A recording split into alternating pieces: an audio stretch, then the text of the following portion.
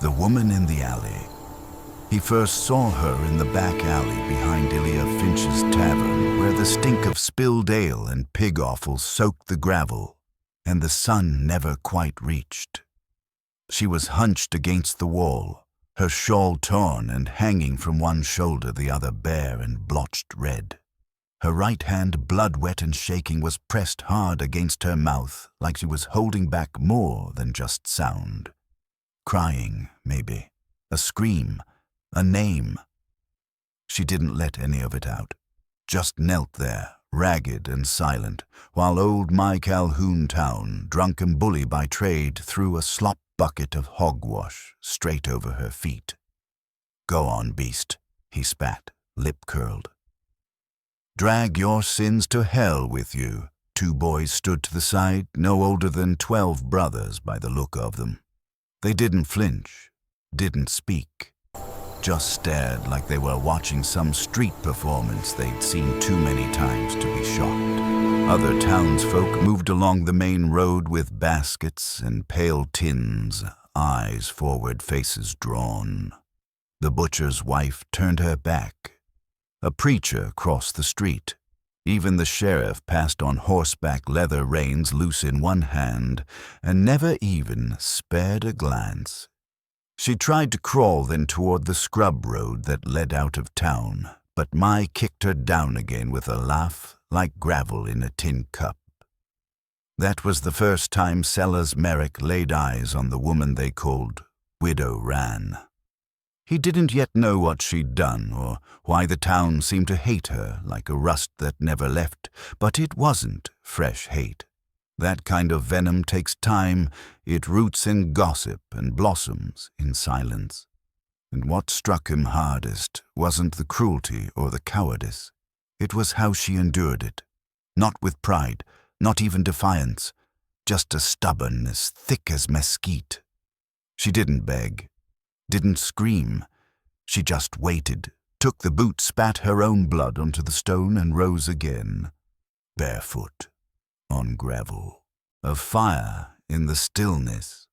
Sellers Merrick had ridden fences and branded cattle for near 15 years. He'd owned 3 ranches in his life, lost one to fire, one to drought, one to the damned bank when the bottom fell out of beef prices. He'd fought off rustlers with a rifle, nursed a bullet wound in his own shoulder, and watched men die at his boots for the sake of $10 poker pots. He'd buried a brother, buried a dog too, and cried more over the dog. He'd seen things most folks wouldn't name out loud, but he'd never seen a woman take a beating like that and not break. It wasn't just silence. It wasn't just pride. It was something darker, something forged. That night he stayed at the boarding house on the edge of town where the wind cut clean through the rafters and the talk was quieter. Mrs. Kerner brought him beef stew and cornbread and made polite conversation about the thaw that might come early this spring. He nodded when it seemed right to, but his mind kept circling like a buzzard to the image of her half-shrouded hair matted to her face, blue dress soaked and clinging to knees like bruises, the unmistakable shine of blood across her collarbone. He asked Mrs. Kerner who she was. "Widow Ran," she said, voice going flat mid-sentence. Spoon paused halfway to her lips. "Best steer clear, son. She's cursed. Or worse. Took her man with her, some say a child too. Nobody knows for sure, and nobody asks. And folks round here don't help her, not unless they're fools or strangers. Town don't much care for either." "What did she do?" Mrs. Kerner gave a long blink. "Born wrong, maybe. Or married someone folks hated. Doesn't matter now. Best thing would be for her to leave." Sellers didn't answer. Just nodded once and didn't sleep much. A name like Mercy. By morning, he found her again behind the old church on her knees in the dirt, tending to a row of withered turnips someone had thrown out for pig slop. They were half-rotted and fly-specked, but she worked them with care, cleaning each with a scrap of canvas and a chipped spoon as if redemption could be coaxed from ruined things. Her knuckles were scabbed, her eyes swollen and purpled like overripe plum flesh. Still, she didn't flinch when he approached. Didn't stop. He stood 5 paces away. "If you're here to tell me to go," she said, not looking up, "save your breath. I don't take charity, and I don't run. I'm not here to pity you." She scraped another turnip, slow, steady. "You got a name?" he asked. She looked at him, then sharp, but guarded. "Mercy." He raised a brow. "That a joke?" "No," he nodded.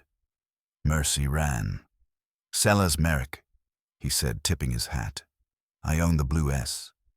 Her gaze flickered. Everyone knew the Blue S. 3,000 acres of green gold grazing land close to the Arkansas line, barns built new cattle. Fat and content. Folks called it the best spread in 2 counties. "What do you want from me?" she asked. "I want to know why a woman who takes that kind of beating stays in a town full of cowards." She smiled, then not warm, not even cold. "Just dangerous. Not your business." "Maybe not," he said. "But it could be." "You think I'm looking to be saved?" "No," he said, voice low. "I think you're looking to end something. Just haven't figured how." A proposal in the dirt. He found her in the livery stable, sleeves rolled and hands slick with mule blood, sewing a belly wound closed with a needle too dull and thread too thin. The stench of animal pain hung thick, but her fingers didn't waver. Sellers stood in the open doorway, his shadow long behind him, and when she looked up, there was no surprise in her eyes. No mockery either, just the kind of weariness that settles into a soul when it's lived too long under boot heels. "Marry me," he said. She blinked once. No startled gasp. No raised brow. "Why?" "Because I want to give you my name," he said. "My land. My shield. And because the longer your widow ran, the longer they think they can beat you without cost. I don't need your name." "No," he said, "but you could use the weight of mine." She tied off the stitch with hands cracked and stained. Wiped them on a cloth stiff with blood. "Is it pity?" "No," he said. "It's war." She didn't answer right away. Just watched him long and slow. Something in her face changed, not soft, not hopeful, but something like memory surfacing. Something old. "Tomorrow," he said. "High noon. You say yes, I'll be at the church. Say no, and I won't bother you again." He turned and walked away, leaving her with the smell of blood and a fire in her eyes that hadn't been there the day before. The church that hadn't rung. By nightfall word had spread like brush fire. Sellers Merrick was marrying the widow Ran. No preacher called. No choir sang. But the town came anyway, lined the boardwalks, filled the alleys, watched from shaded porches, with mouths tight and hands still. He didn't ride home that night. Sat instead on the ridge where the chapel's broken steeple caught moonlight like a blade. The place hadn't heard hymns in 7 years. Pews covered in dust thick as ash. Windows cracked from last winter's storm, a place meant for mercy but abandoned long before she bore the name. At high noon the bell rang not by hand, but from a gust so sharp it cut through the tower and made the iron tongue swing once. A single note, hollow and holy. Sellers stood at the front, black coat, hat off. Boots shined with spit and oil. No flowers, no family. Just Mercy Ran, walking slow down the aisle like she was headed for her own hanging. Her hair was combed back. The bruises still showed, but they had dulled to yellow. She wore a dress not meant for weddings, brown-mended, stained near the hem, but she walked with purpose. She didn't speak. Neither did he. He took a ring from a pocket, his mother's. Silver, plain, bent slightly at the bottom. He offered it. She took it, slid it on herself. No vows were spoken, no witnesses but wind dust and whatever God hadn't yet turned away. When they stepped outside, the town was waiting. My Calhoun crossed herself. The sheriff spat. Children stared wide-eyed and silent. Sellers took her by the arm and walked her to his horse. He didn't ride fast. Made sure they all saw every hoof fall, every step of the woman they had once called cursed. No shame in her, no leash around her throat. Just Mercy Merrick leaving. The watcher at the fence line. She said little at the Blue S, walked the fence line twice, counted outbuildings, slept not in the main house he offered, but in the small cabin behind the barn where the stars came closer and no one knocked. She rose before dawn, wandered the hills like a ghost with purpose. She didn't touch his money, didn't ask questions, but she watched. Sellers noticed it first in the way her gaze lingered not with suspicion, but calculation. She watched the ranch hands, the old Mexican foreman with a crooked leg and a Bible worn thin, the three brothers who ran the south pastures with too many knives and too few smiles. She watched the cook who never raised his voice, bore a scar that traced from ear to collarbone like a second mouth. She watched the books Sellers left open eyes, flicking over columns and figures like she'd once balanced ledgers herself. He never asked what she wanted. He gave her time.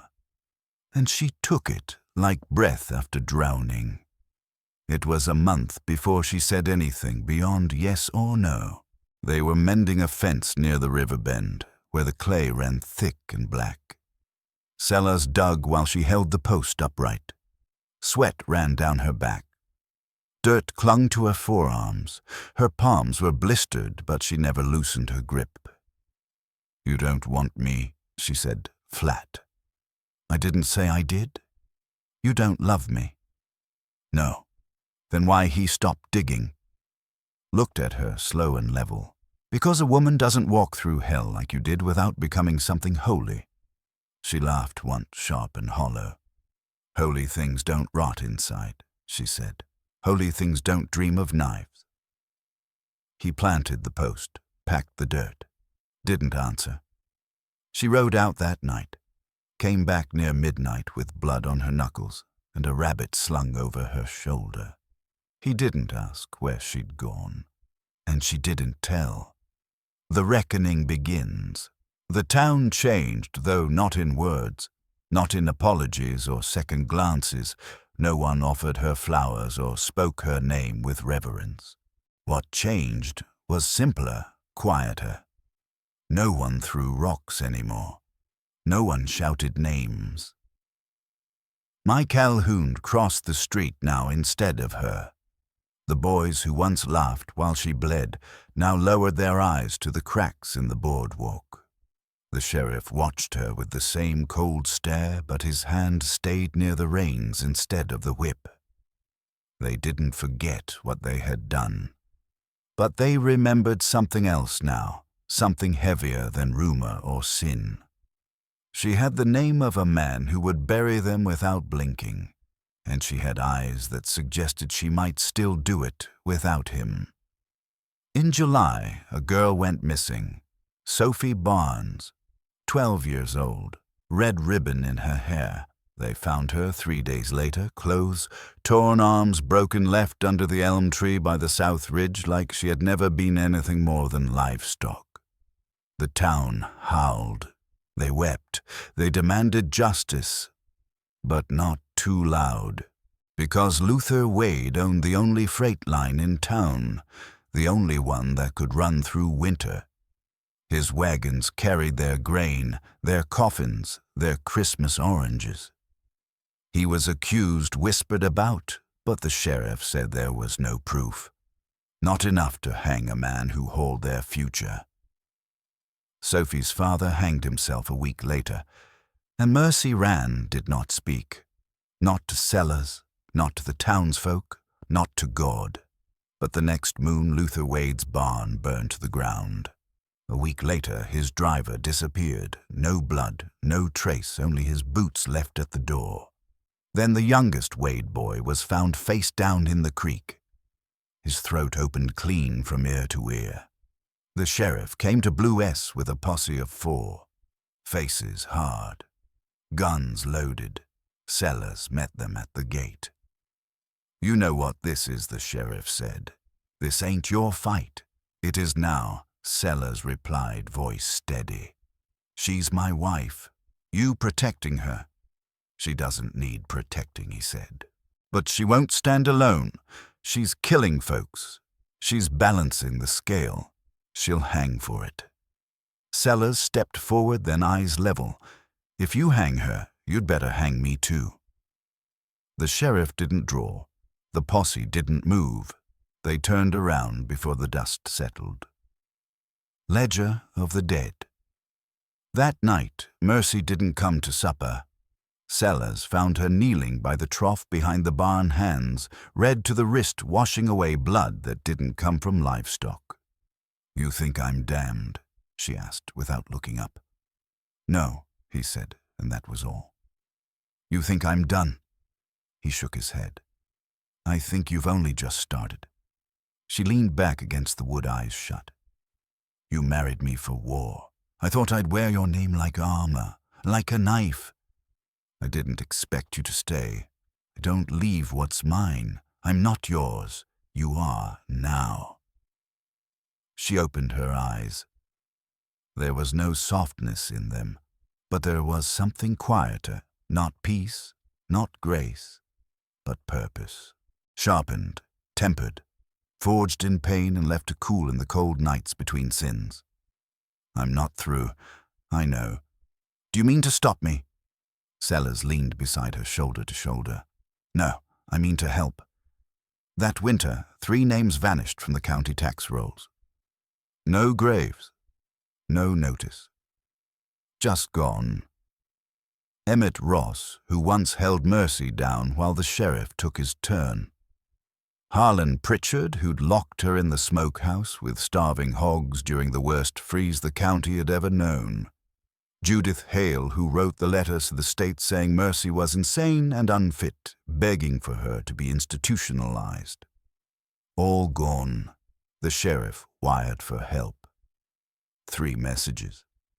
One marshal came, took a look around, and left the next morning without a word.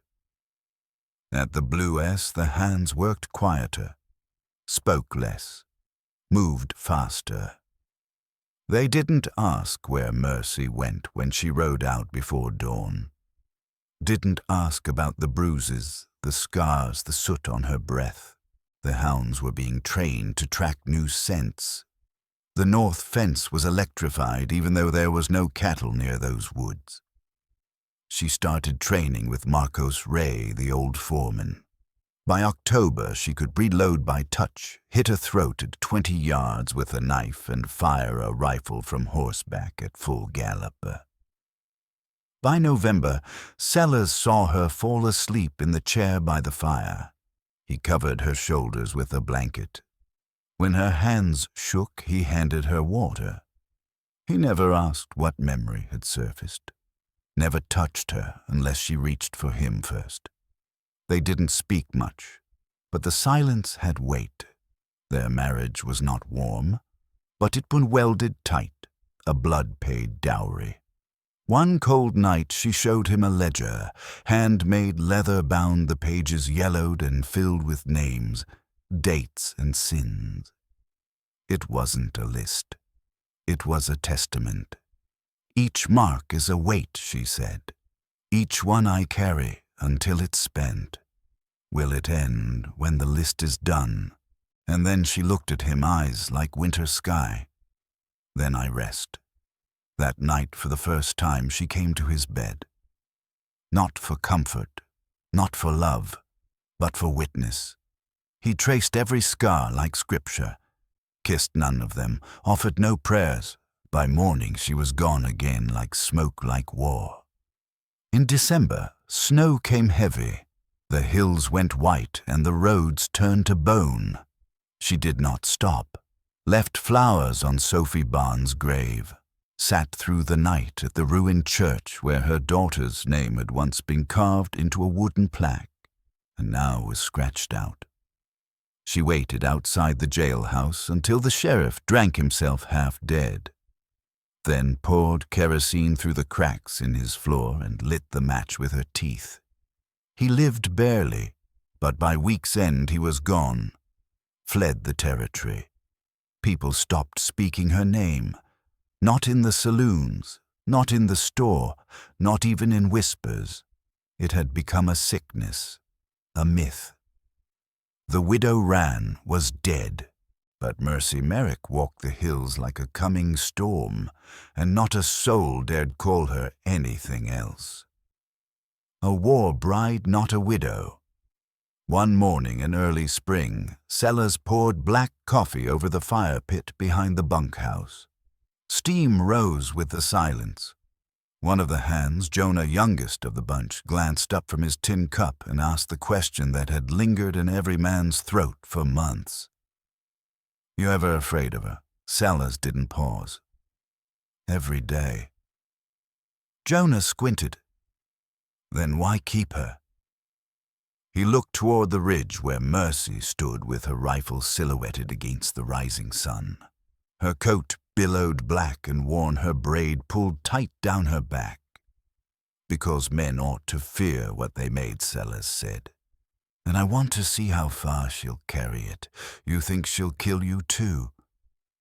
He watched her a long moment, then nodded once. "If I deserve it, I hope she does." By New Year's, only 4 names remained in the ledger, each circled in red. Each powerful, untouchable. One was Judge Norridge, who had signed away her land after Eli died without trial, without notice. Another was Corian Price, who seized the mine and used Mercy's grief as leverage to claim everything she owned. The third, Will Dunn, kept the orphanage books, sold her daughter's name to whiskey men in exchange for a bottle and a lie. And last, Sheriff Amos Cobb, the man who'd held her down and dared call it mercy. He'd fled north to the hills thinking the cold would keep him safe. He didn't understand what kind of winter she'd survived. Sellers saw it in her gait, slower, heavier, not weary but focused. She barely spoke, barely slept. She rode alone now through the snow, through the dark. The fire hadn't gone out, it had calcified. Then one night she left the ranch without a word. Left only a knife stuck deep in the doorway, the blade rusted, the hilt worn. It said one thing: it's begun. The last 4 sailors followed a day later. Not to stop her, he never would, but to bury what was left when she was done. The first body hung from a cottonwood beside the river. Judge Norridge, still in his black robes, his throat torn open. The ledger was nailed to his chest like a gravestone. The second, Will Dunn, found in the cellar of the old schoolhouse. Empty whiskey bottles around him, dozens of children's shoes in the corner. He had sewn his own eyes shut before he died. Whether by her hand or his own, no one ever knew. Price was harder.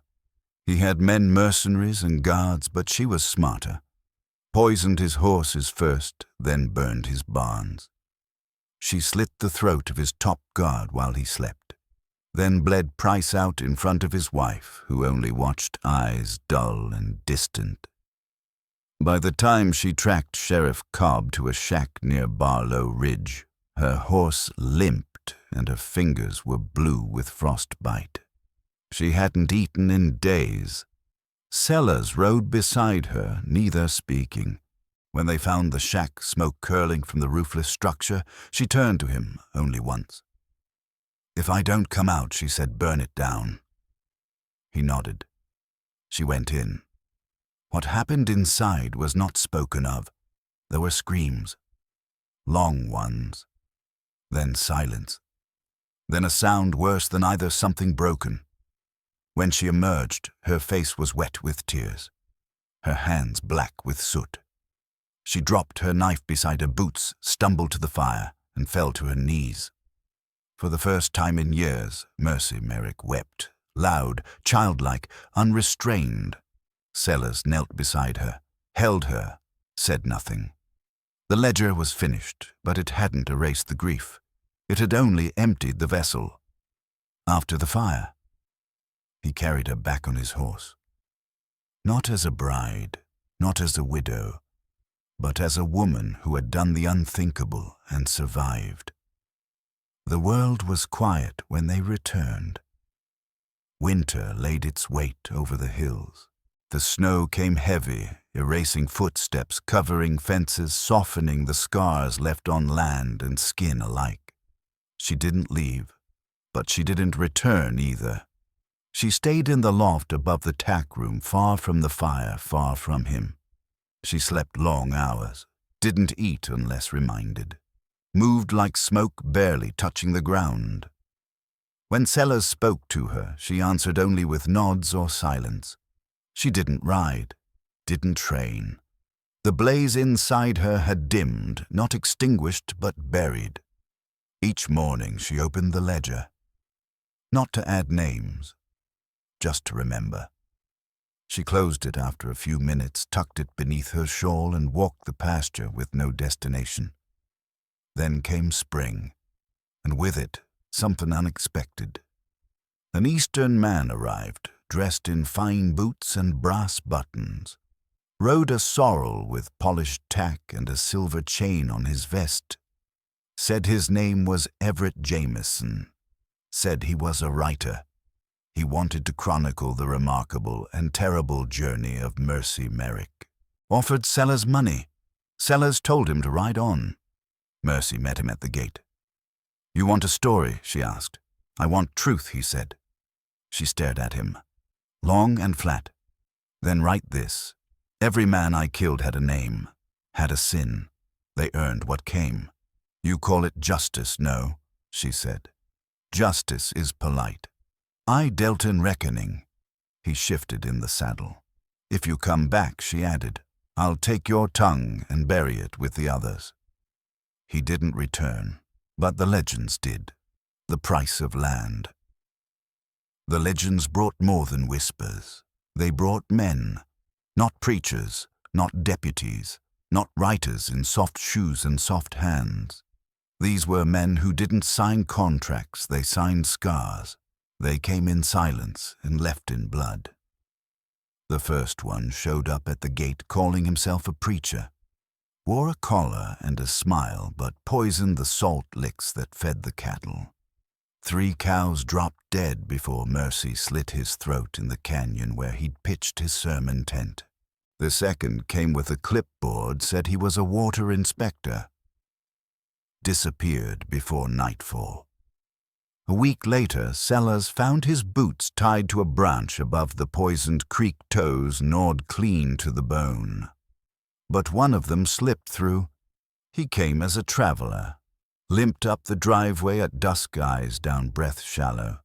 Said he needed shelter for the night. Lark found him. Lark, who never spoke unless needed, who moved like Mercy had taught her, silent, precise. She let him in. Mercy found them in the loft. The man had a bag over Lark's head, a knife at her ribs. "Move and she dies," he said. Mercy didn't move, didn't breathe, just stared. Then she smiled. Not kind, not mad. The kind of smile that made war feel like an old friend. She dropped her pistol slowly. Knelt. "Take me," she said. "No," Lark croaked through the gag. "No," the hesitation was enough.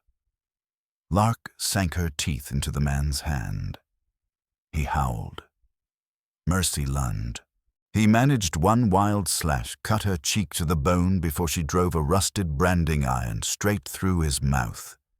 They buried him under the ash tree. Lark didn't speak for 3 days. When she finally did, it was just 2 words. My fault. Mercy shook her head. No, you're a child. They're men. I trusted him. You still can. Mercy looked at her long. Not yet. Not again. Not unless they bleed first. That night she hung the branding iron above the hearth, not as a warning, but as a vow. Patfoan for the Prue. By late fall, the land settled back into quiet, but quiet is only the breath before a scream. They came at last, not merchants or surveyors, but soldiers of greed, 30 riders out of Texas and New Mexico. Hired men with black gloves, long coats, and Winchesters slung across their backs. Their orders were simple: burn the Blue West to the ground. Kill everyone inside. Leave no survivor. Lark saw them first high on the ridge above the eastern pasture, spyglass shaking in her hands. She didn't cry, didn't scream, just turned to Mercy with that stone-eyed stare she'd inherited. "They're riding hard," she said. Mercy nodded. "Good. I'm done with fear." Sellers gathered the hands, only 6 still loyal. The rest had left weeks ago, warned off by letters with no return address and whispers that stuck like thorns. But the 6 that stayed didn't flinch. They oiled their rifles, wrapped their knuckles in leather. These weren't cow hands anymore. They were sentries. Mercy dug trenches by the fence line, packed them with pitch and broken glass. Tripwires lined the brush. The cook old Nan filled whiskey bottles with lye and torn cloth, homemade fire. Lark laid out shotgun shells in rows like rosary beads. That evening, Mercy walked the center field alone. She opened the ledger one last time, then tore each page out slowly, carefully, and lit them with a single match. One by one they curled and turned to ash. Every name, every sin, burned. She watched the fire until it died, not as vengeance, but as release. The past had been paid in full. What came next would be written in blood, but for the living. No mercy at the cottonwood tree. They struck before sunrise. Gunfire shattered the stillness. The dawn bled. The first wave hit the southern gate, where fences had been loosened on purpose. 5 horses snapped legs in trenches. Men screamed as iron teeth clamped down. Mercy didn't watch. She moved. Sellers picked off 3 from the loft before a slug punched through his ribs. He dropped. Nain dragged him behind the water trough, stuffing rags into the wound while whispering curses like prayers. Lark held the barn line. Shotgun at her hip. Short-stocked heavy kick. Didn't flinch. One man got close, too close. She slashed his knee with a hay hook, then shot him point blank in the throat. Mercy moved through smoke like it was water. Pistol in one hand, rusted axe in the other. She didn't scream. She didn't run. She killed deliberate, silent, clean. By mid-morning, 12 were dead. 5 had fled. The rest regrouped near the well. She didn't wait. She walked to them, shirt soaked, blood not her own. "You came for land," she said. "You came for profit." She raised the axe. "You should have come for mercy." 7 died under the cottonwood that day. When it ended, she walked back alone, hands shaking, mouth full of copper. Lark met her at the porch, said nothing, just took her hand. Sellers was pale, breath shallow. "You win," he rasped. She sat beside him, head to his chest. "No," she said. "I just survived." A new ledger that spring the hills greened. Poplar buds burst beside the creek, and birds made nests in the rafters of the half-burned barn. Calves were born to the last cows, not shot or scattered. The land wasn't whole, but it breathed, and sometimes breathing was enough. The company never returned. Too many bodies, too many stories. The men they sent had names, families, debts. Now they had graves, and nobody wanted to test the woman in the black veil who guarded the blue us with a rusted axe and silence sharp enough to wound. Mercy built a new ledger. This one had no names, no sins, just blank pages. She gave it to Lark on her 12th birthday, wrapped in linen, tied with leather string. "Your name on the cover," she said. "What you put inside is yours. No one gets to write it but you." Lark didn't speak. She just held the ledger like something sacred. Years passed in the hush that follows thunder. Sellers died quietly one autumn night, curled in a chair with Mercy's old shawl draped across his lap. She buried him on the ridge where the wind was clean and the grass grew tall. Carved his stone herself. No dates. Just one line he didn't look away. Mercy never remarried. Never left. Children born in the valley learned to ride on saddles she had stitched to shoot from the girl with the scarred throat and the dead-eye stare. They called her Miss Merrick, never ma'am, never widow. The name became legend, not for how much it had killed, but how much it had cost to live free. And when Mercy finally passed old and quiet in her chair facing the sunset, the county held its breath. No bells, no speeches, just silence like the land itself was remembering. Carvings in driftwood. After Mercy's death, Lark drifted through the house like smoke. She didn't cry. She didn't speak. But she began to carve. Tiny animals from driftwood gathered at the creek foxes, birds mountain goats with horns sharp as sorrow. She left them on window sills, perched on fence posts, tucked into coat pockets like charms. No one asked why, but when they found them, they kept them. Quiet talismans. Reminders that something had lived and endured. Lark spoke more now. Her voice still rasped, damaged from the scar along her throat, but it carried. Each word sharp, deliberate. She called herself Lark. No surname, no place of origin. Mercy had never pressed her. A name was enough. The rest would come in its own time. They rode the pasture together most days before Mercy passed and in memory afterward. Lark knew the land like her own palm. She could check a fence line and spot a frayed wire from 30 feet. She could spot prairie dog burrows, poisonous weeds, signs of sick cattle.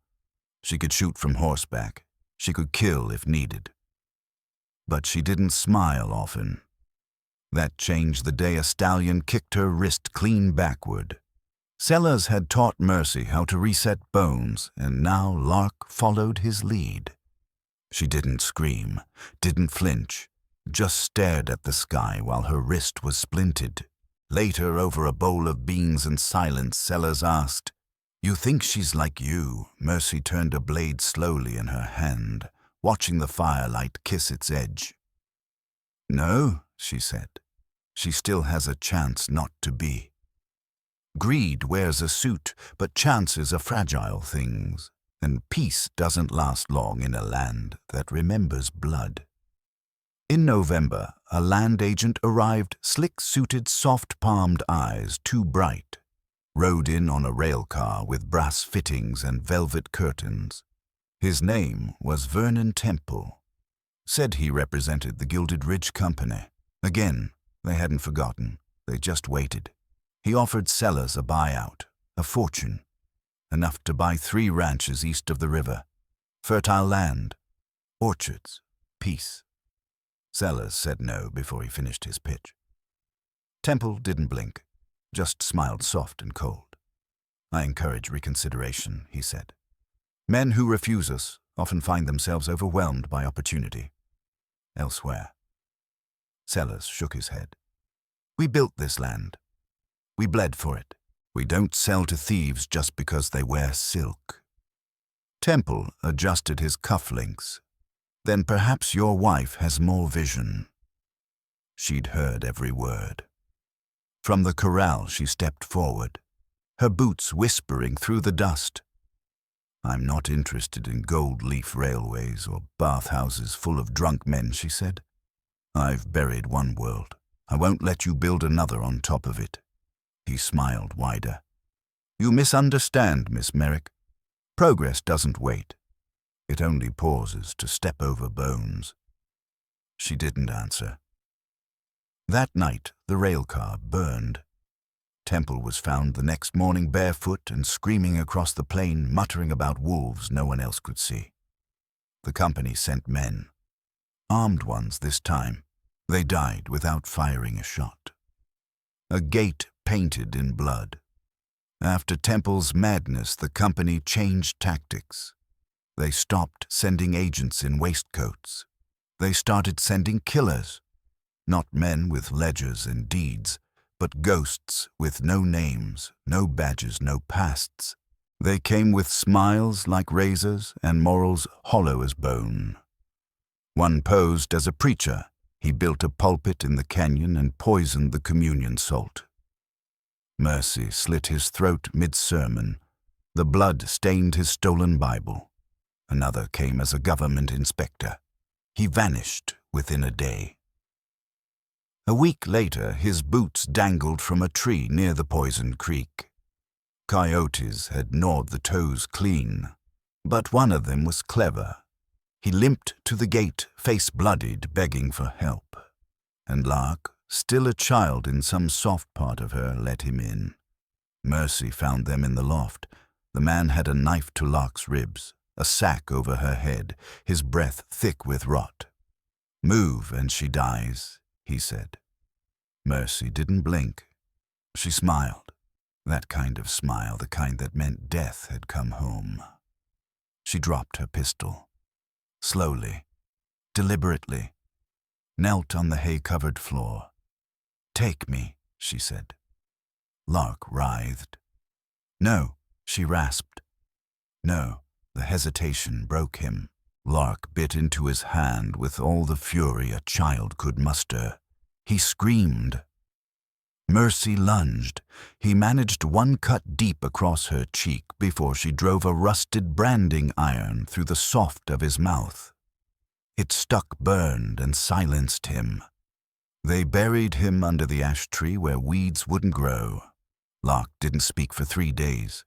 When she did, her voice cracked. My fault. Mercy shook her head. You're a child. They're men. I trusted him.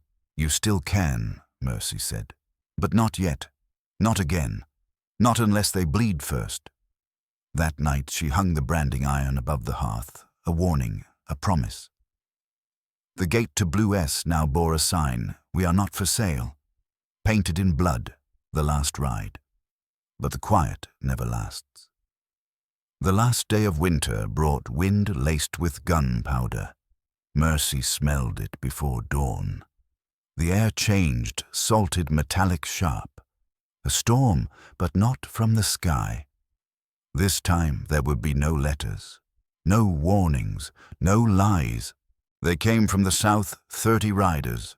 Faces hard, guns long, black gloves, black coats, fire in their orders, burn the Blue S, kill them all, leave no witnesses. Lark spotted them first spyglass trembling in her small hands. They're not coming to scare us, she said. Good, Mercy, replied her voice flat. I'm done being afraid. Sellers gathered the 6 who remained men who knew what they stood for. They wrapped their rifles in cloth, oiled every hinge, kissed their wives goodbye without a word. They weren't fighting for ranch land. They were fighting for memory. Mercy dug trenches, packed them with pitch and broken glass. Tripwires lined the creek beds, snares curled in brush. Nayan made fire bottles, stuffed them with linen and kerosene. Lark dragged crates of shells into the loft, laid them out like a sacrament. That night, Mercy walked into the center of the pasture, opened the old ledger. One by one, she tore the pages out, named sins, griefs, and lit them. Ash flew into the cold wind. She didn't cry. She didn't pray. The past was done. What came next belonged to the living. Beneath the cottonwood tree. At first light they came. Gunfire ripped through dawn like thunder split open. Riders surged through the south gate exactly where Mercy had loosened the fence. 5 horses broke legs in the trenches. Men screamed. Sellers dropped 3 from the loft before a slug tore through his ribs. Nayan dragged him to the trough, stuffing rags into the hole, cursing like it would sew him shut. Lark held the barn line. Her shotgun was short-stocked, brutal. It kicked like a mule, but she didn't flinch. One man got close. She slashed his thigh with a sickle and shot him in the throat. He gurgled and dropped like rotten wood. Mercy didn't command.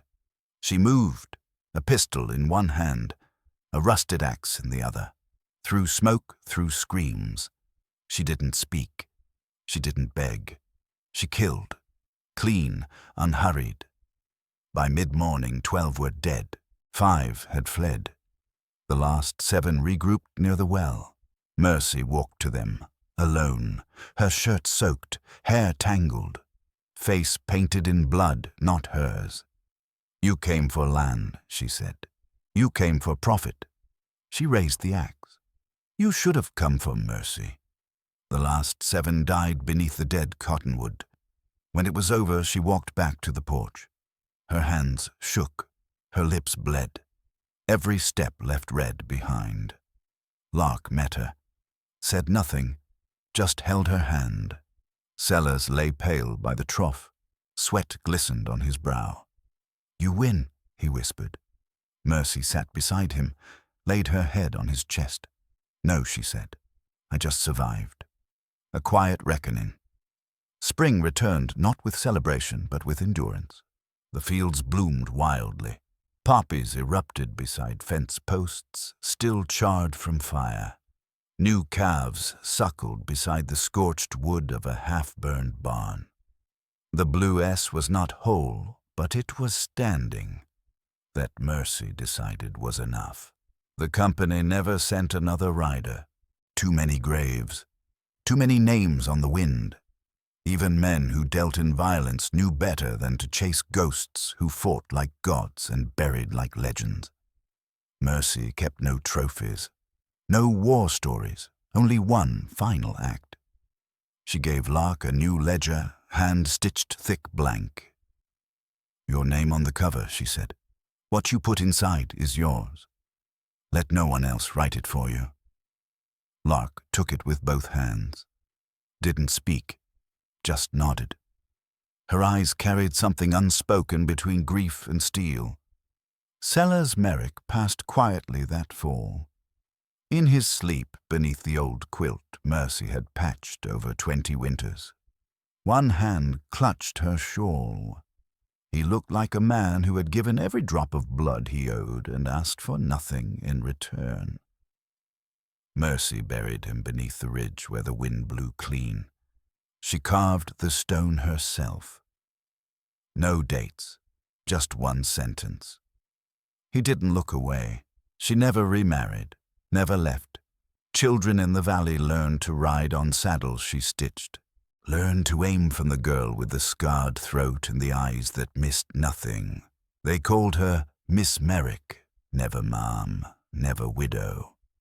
And when Mercy finally passed Old Quiet in her rocking chair facing the setting sun, no bells rang, no sermons echoed. But the entire county went still, like the land itself remembered her name. Lark's driftwood memory. After Mercy's death, Lark did not cry, not in front of others, not even in front of the hills. She moved through the house like a shadow that had outlived its light. Quiet, intentional. She swept the floor, fixed the latch on the garden gate, fed the chickens without speaking a word. Then she began to carve. Small animals from driftwood, foxes, hawks, jackrabbits, mountain lions. Their eyes were dark knots, their backs rough and splintered like they'd crawled through flame to be born. She left them in strange places. one on the windowsill of the tack room, one tucked into the pocket of Sella's old coat, one wedged into the split post at the end of the pasture. No one asked why, but when they found them, they didn't throw them away. They kept them. Mercy had never asked Lark to remember her, but Lark did. Every carving was a word she didn't say aloud. Every feathered tail and pointed ear was an apology, a promise, a memory. Lark spoke more now, though her voice still rasped, ghosted by old injury. She called herself Lark. No surname, no hometown, just Lark. And Mercy had never pressed her. A name she'd said was enough. The rest would come when it needed to. The legacy that breathes. They rode the pasture together most days, Lark and her memories, alone but never lost. She knew the land as if Mercy had poured it into her veins, could feel a weak fence line from the saddle, could sense the weather shift by the way the wind curled against the ridge, could shoot a hawk mid-flight, not because she needed to, but because she had the right not to miss. She was young, but she carried herself like stone. When a stallion kicked her wrist clean sideways, she didn't cry, didn't scream, just looked to the sky as Sellers once had, daring the pain to do worse.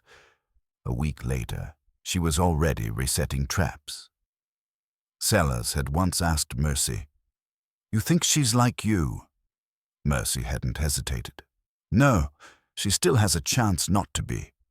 But even Mercy knew chances were fragile things, like eggs in dry hands, like hope on burnt soil, because even though the battles were over, peace in places soaked with blood never sat long.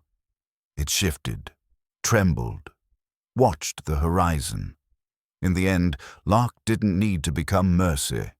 She became something else, someone forged in fire but tempered by care. Someone who knew how to aim and how to teach, who could mend a fence and set a broken rib, who could bury the dead without forgetting how to grow. And when strangers rode too close to the gate, when they asked for the owner, the girl with a scarred throat and iron eyes stepped forward. Her voice was clear, thin, but unshakable. "This land isn't for sale," she said, "and neither is what it cost." They left. Every time. Because legends like land soaked in blood cast long shadows, and the last of the driftwood animals was a bird with wings outstretched carved by Lark the night before her 13th birthday. She placed it on the chapel step. It looked like it was about to rise.